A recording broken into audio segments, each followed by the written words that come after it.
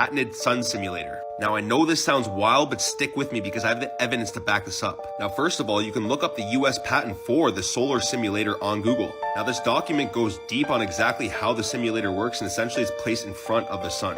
Alright, now let me show you a video that I took the other day of the sun, and I want you to notice this reflection right here. Now here's a close-up of what that reflection looks like. It looks pretty familiar, doesn't it? This honeycomb shape.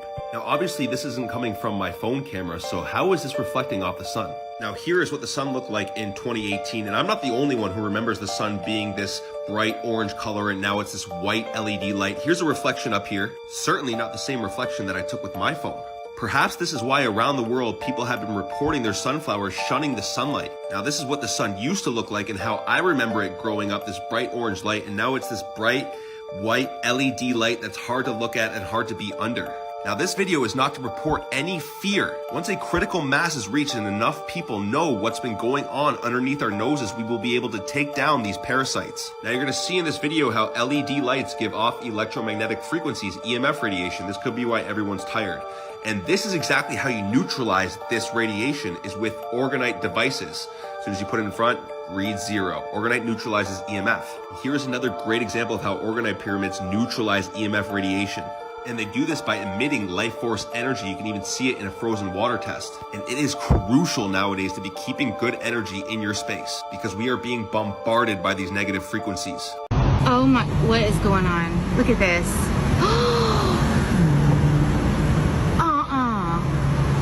Where'd it go? What? Look at this. I'm just zooming in and out.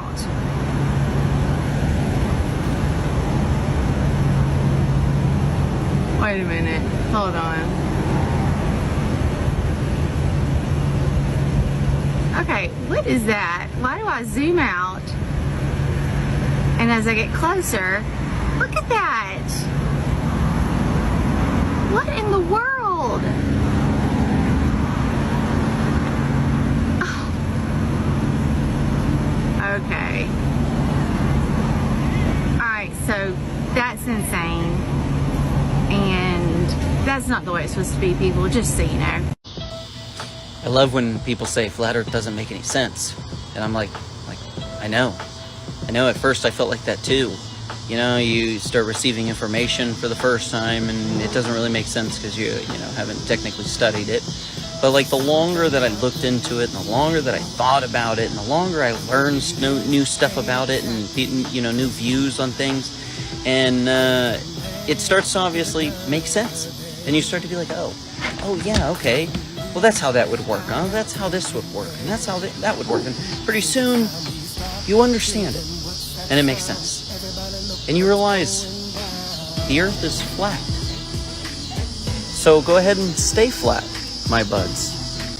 All right, sorry I've been MIA, but the Lord has really been on me about Genesis chapter 3 again. Then the serpent beguiled me. What is that? What is that? That word, the serpent, the snake, beguiled Eve. The first time somebody was beguiled was Eve, NASA, age 5377. That means beguiled right here, to deceive. When you literally look at the NASA logo, you literally see the snake's tongue. And don't tell me T- means anything other than Satan, T-, NASA, Satan, snake's tongue. And then people are like, oh, NASA doesn't mean that. That's H5375. It means NASA, which means to lift up, to bear, lift up and carry away. Let's combine these two NASA Hebrew words. Lift up, to deceive. Again, lift up, NASA, to deceive. Let's make a song. Lift up to deceive. Lift up to deceive. Stop being deceived. And I really need to talk about these two gentlemen. This is Wernher von Braun, the grandfather of NASA, and Walt Disney. They were both 33rd degree Freemasons. One is to give you fairy tales and cartoons for children. The other is to give you fairy tales and cartoons for adults. Ezekiel 33:3 says this, if when he seeth the sword come upon the land, he blow the trumpet and warn the people, then whosoever heareth the sound of the trumpet and taketh not warning, if the sword come and take him away, his blood shall be upon his own head. That is why I am giving this message to you, to look out for the end time deception. Jesus is coming back. NASA, the Vatican, the church, the reason why they have a huge Lucifer telescope in Arizona is to look for the second coming of Jesus Christ. Repent of your sins now while it is not too late, and know that Jesus is not coming back as an alien that the Vatican Church is getting ready to do and to show what's going on here, guys. So, well, I think I found Mars, and it's not 140 million miles away in a space vacuum. Well, for starts, this is what they say Mars' surface looks like. So I decided to search Devon Island in my search engine, and like, the surface is kind of the same. And you're not gonna believe this is one of the first pictures that popped up. So I decided to pull up Google Earth and check out this place called Devon Island, and you're not gonna believe what I found. So you could do this yourself. Just go to Google Earth, Devon Island. Just gonna pull this up. Hit Street View. All right.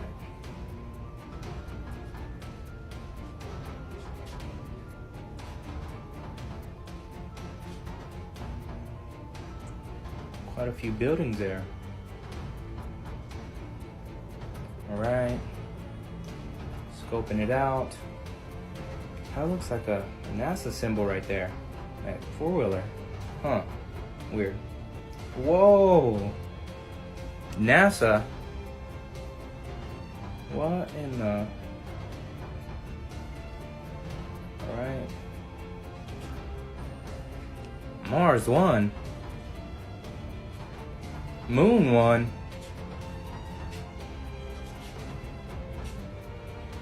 What in the... Well, guys, Mars is not very far. Wow. Like, seriously, guys. Like, all these rocks are in the same place. There is no solar systems. When you zoomed up using telescopes of what they call Venus or Mars, all you see is whites, and all they are just wandering stars. Even all the intelligent Copernican astrologists all have said the same and thought that all the planets are wandering stars. There are luminous bodies, and you will see figure like it is under a swimming pool, because our space is also water.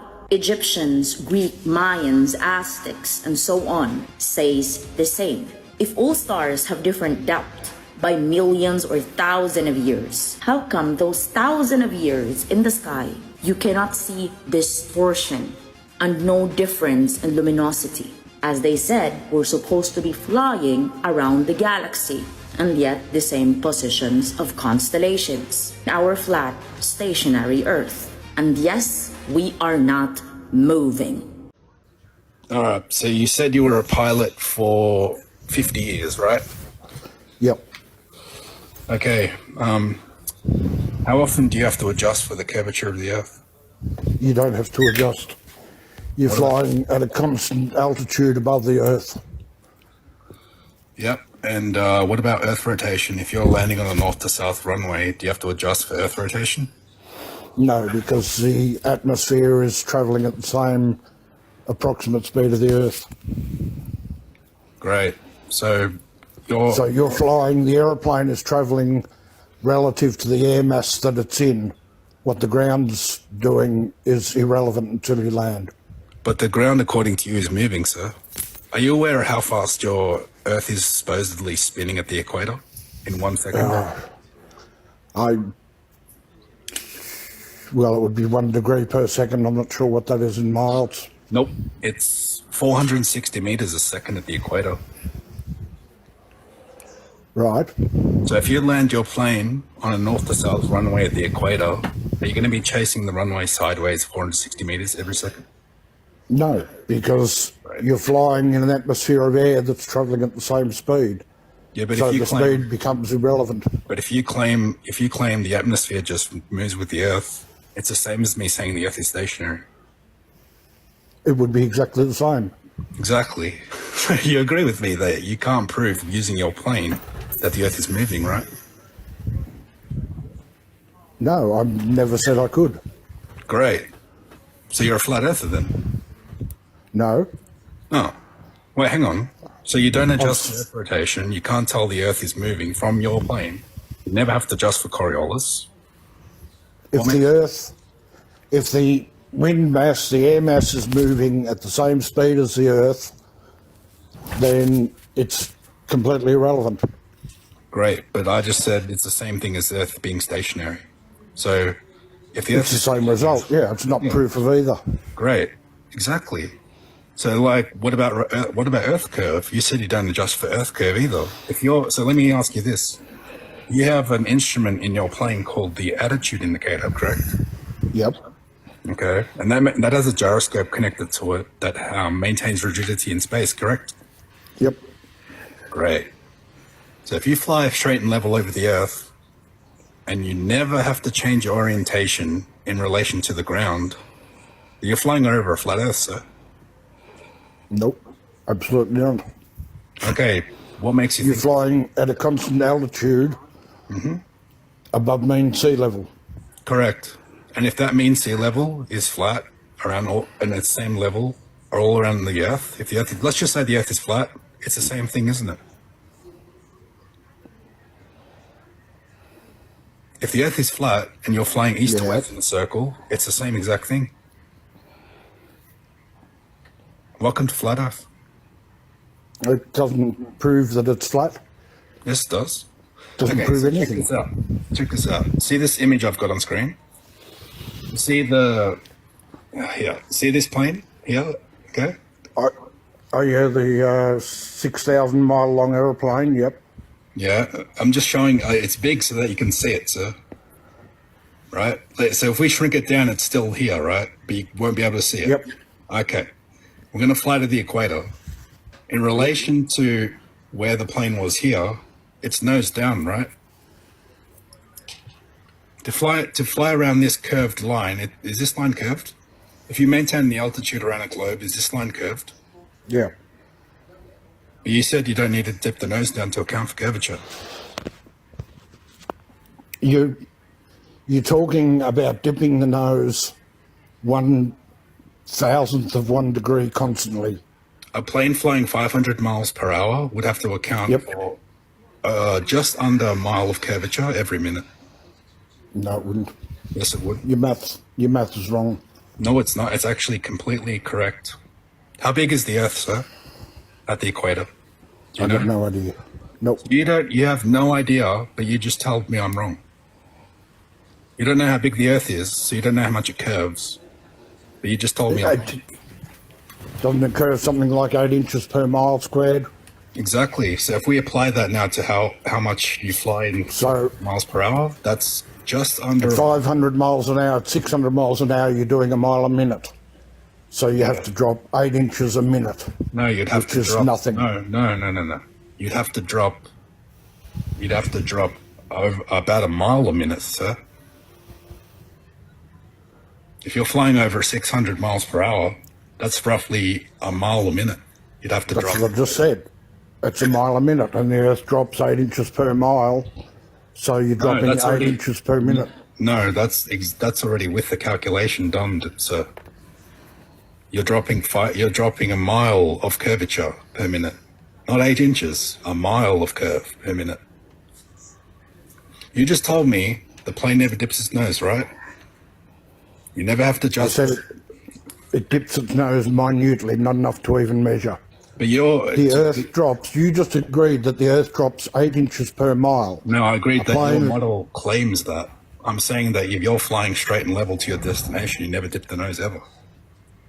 I'm flying at a constant altitude above Earth. Correct. So if the Earth is flat, it's the same thing, huh? It doesn't prove that the Earth is flat. Yes, it does. Also, your attitude indicator maintains rigidity in space. So if you were dipping the nose down, you'd see the gimbal base change its orientation relative to the gyroscope, but it doesn't do that. Yeah, like when you're 90 degrees, so you're here and you go here, does your attitude indicator now is it out by 90 degrees now? There isn't a plane on Earth that could travel that far. Yes, there is. Are you joking? Yeah, I've flown to South Korea to talk about flat Earth, and it took 14 hours, and we flew around the globe, if it was a globe. But the airplane flew the FAA trains pilots to assume a flat, non-rotating Earth because the Earth is flat and non-rotating. Your profile picture actually proves the Earth is flat. I told him that before too, yeah. My profile picture is an artist's drawing. It's nothing to do with proof of anything. It proves that the sun sets above the horizon. Okay, listen, I'm already sick of this discussion. I've been to 72,000 feet. I've seen it with my own eyes. I'm really not interested in what you think. This is 120,000 feet, so this is no curve. It's just higher than what you're claiming. What's 120,000 feet? This image that you're seeing on screen, sir, You're 7,000 mile. this is 120,000 feet on screen right now, sir. You didn't see curvature from your height that you just said. So my question to you, Claude, is if you're flying from the left side of this red line to the right side of this red line, are you flying around a curve?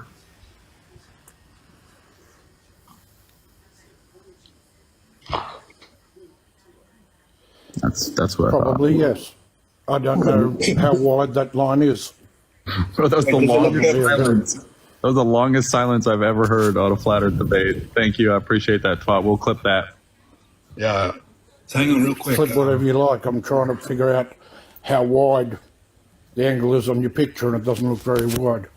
Okay, but it's from 120,000 feet. Is there a curve? Do you see curve on the screen? I can't see enough of it to tell.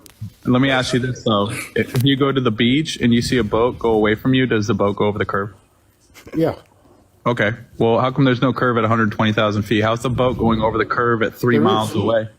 Can you see 3 miles of horizon here and it's obviously flat? Obviously. I don't know what that photo is. I don't know if it's computer generated. I don't know who's fucked with it. It's a high altitude. Hang on real quick. It's a high altitude balloon footage. Yeah, were you in the balloon? Yeah, but just to help you out here, Twat, Neil deGrasse Tyson. Neil deGrasse Tyson admits he's a PhD astrophysicist. He says you can't see the curve from 120,000 feet. He says it's flat. Yeah, that's been debunked. So no, it doesn't. Let's try again. It's on screen. Stick me.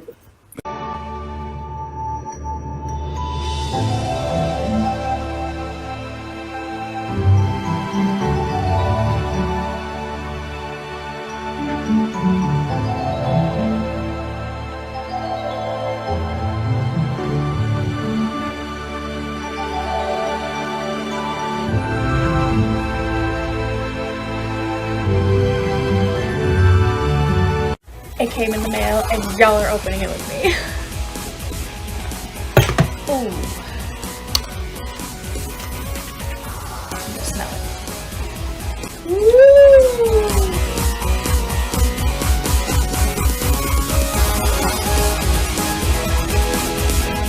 Here we go. The Flat Earth map dates back over 1,000 years. This map is credited to being created by a Persian astronomer. His name was Al-Biruni, and he lived between 973 AD to 1048 AD. It's the official map of the United Nations and also the United States Geological Survey. It used to be present in many places before the creation of NASA and the Antarctic Treaty in 1959. Here you see it with Admiral Byrd. This map has been restored by Dmitry from Russia with suggestions of mine, Eddie Alenkar. Known by my YouTube channel Flat Earth Banjo, I asked Dmitry to include the Bermuda Triangle and Point Nemo, a place deep in the Pacific where NASA buries rockets. Then Robert Tozzi, a professional mapmaker, came along and enhanced the map even more. There are many people now selling this map online, but if you could order it from my online store, I would greatly appreciate it. Visit my online store now and order one of the items. I humbly thank you.